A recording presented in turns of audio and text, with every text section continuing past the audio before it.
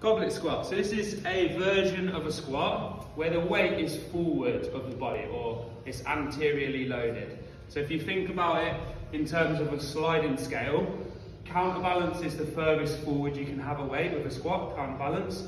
Then you've got goblet, then you've got front rack, then you've got back rack, and then eventually you've got safety bar, which is even further back.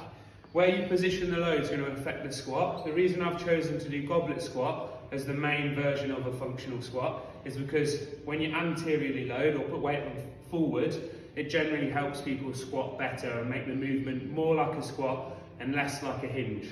So if we put people on back rack, for general population, you'll see them probably reach back a little bit and use less of their squatty muscles, so less of the quads, more of the hamstrings and glutes, where we want to focus on the quads when we're doing the squat, especially a forward loaded squat or anteriorly loaded squat. So the goblet squat is what I've chosen to demonstrate with, but just bear in mind that all of those changes will make a difference on how people squat.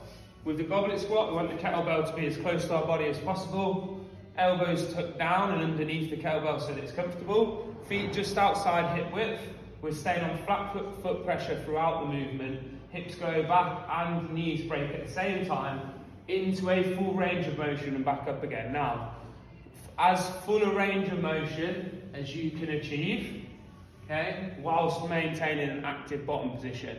So what we don't want to do is force range of motion, so come all the way down so that I'm passive in the bottom. This won't be good for longevity. What we want to do is stay active, so I come down as far as I can whilst maintaining a nice active bottom position.